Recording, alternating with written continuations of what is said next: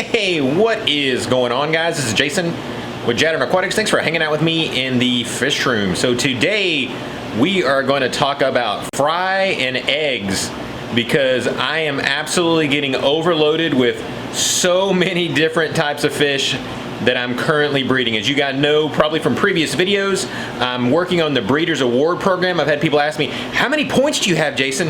Well, I've got 0, and the reason I have 0 is because of COVID. Because of COVID, we're having no meetings, so I can't turn any of my fish in. So I'm always in fear of my babies that are gonna die. There's certain fish I don't want to breed again. I just want to breed them one time so I can get my points and move on, where I can't turn my fish in. Oh, because of this stinking COVID. Oh, I'm just about over it. So 0 points, but I'm still absolutely breeding away. So I want to take you guys over to the Fry Hatchery and show you guys kind of what's going on. If you look back here behind me, you'll see these are some of the new Killifish that I got. You guys have seen in a previous video. We got a lot of stuff going on with those. We'll show you that in just a second. So let's go ahead and let's move over to the Fry Hatchery.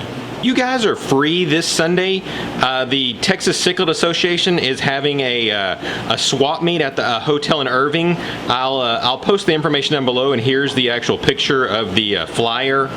I'll be set up there selling a bunch of fish. I think it's from 10 in the morning until about 3. It's free to go. If you want a table, it's $25 for a table. So I'd love to see you guys there.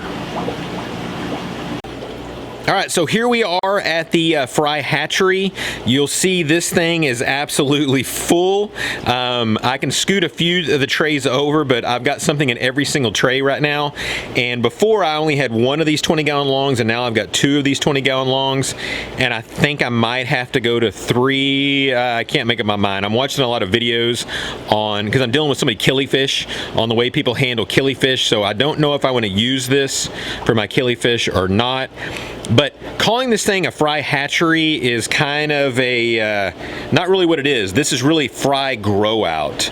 I don't actually hatch any eggs in this. I handle eggs different ways, kind of depending on what they are. Like for instance here, we've simply got this hang on the back, just hanging on here, that has angelfish eggs in it.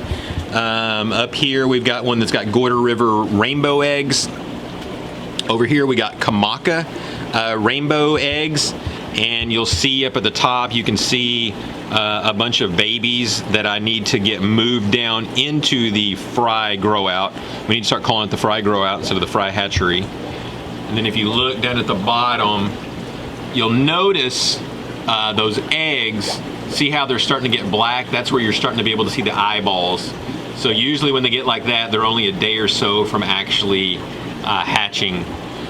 Here we have golden wonder killifish. Also, you look in there, there's a bunch of babies that are in there I need to remove. Also, I remove these guys that are here daily. And then you'll see there's a bunch of eggs there also that are just about ready to hatch because they're nice and black too. Over here in this one, these are yellow rainbows. Same thing.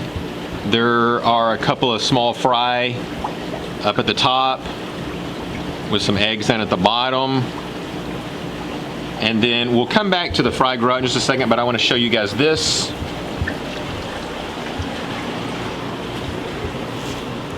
And then over here, this is kind of a new system that I've implemented using these just plastic containers. The 6 different killifish that I got probably less than 2 weeks ago have all started laying eggs. So I've started removing the eggs and putting them in here. There's also 2 or 3 rainbow fish that are in here also. So these, I remove eggs and put them in these every single day, and as I'm putting in the eggs in there, I check them. None of the killifish eggs have hatched yet, but it typically takes about 14 days, and I think we're only at day 9 or day 10 currently. Okay, so let's kind of take a look to see what we have going on here. In this first tray here, these are Gambusia or mosquito fish. These are some wild caught ones that I got and bred. These things are basically guppies, so they're super, super easy. So again, the only reason I'm breeding these is to get my breeder reward program points. So I only kept about 6 or 7 fry total. In this tank, these are cribenzas. You guys might remember me talking that I couldn't get my cribenzas to breed, and then someone suggested that I take them out of the main tank that I had and separate a male and a female. And I did that, and within like 2 days I had eggs. And so I've got, I went ahead and I pulled them. It was actually, I kind of pulled them by accident. I didn't realize I had eggs. But I pulled them, so I've got them in here, and I've got those guys feeding. These are some more of the Golden Wonder Killifish. There's, gosh, I don't know, there's tons of these things in here. And then the next one, these are Sony rainbow fish. Got those guys growing out there. It's funny because the Sony's are, they're pretty big for rainbow fish, but their eggs are the smallest rainbow fish I've seen yet, and the babies are just super, super tiny. In this one, might be kind of hard to see because there's not very many in here. These are Millennium rainbow fish. And all of you can see, I've got the dates and stuff. That's the date that these things hatched, so I can kind of keep an idea with what how old they are. Here we've got yellow rainbows. You can see there's quite a few of those guys in there. Here we've got the Australian rainbows. These things, the amount of eggs these guys produce is ridiculous. Assuming that's probably why the Australian rainbows are probably the cheapest rainbow fish that you can buy. Here we have Kamaka rainbow fish. And in here, I've kind of tried something different. I usually don't move my bristle nose out, but I feel like I don't have that great of a survival rate, like long term, and so I've started removing mine. So I've got a bunch of mostly super reds. You can't hardly see them until I pull this out, and they go crazy because they're all inside of this wood. And so I feed these guys a ton of decapsulated brine shrimp every day, and they are they're growing like wildfire, way faster than I even knew they could grow. Just getting all that protein and stuff just makes them just grow like crazy. The decapsulated brine shrimp just sits on the top, and then it fills with water and falls to the bottom, and that's when they just absolutely devour it. And in this one, these are the apistogrammas. You guys might have saw me post that picture the other day. I looked in there and finally saw the Vieta Golds, or Masteri, whatever you want to call them, that they had finally had fry. And so I didn't know whether to leave them with the parents or not. Let's see if we can... I didn't know whether or not to leave them with the parents, so I went ahead and I removed, I think, 9 of them. Yeah, because I wrote 9 there. I removed 9 of them and then just started hand feeding them in here. And now when I look in there with the parents, I can't see any more fry, so I don't know if the ones in there perished. In here, I know I have 7 left out of the 9, so I'm glad I removed those guys. And then here, these are Prachakox Rainbows.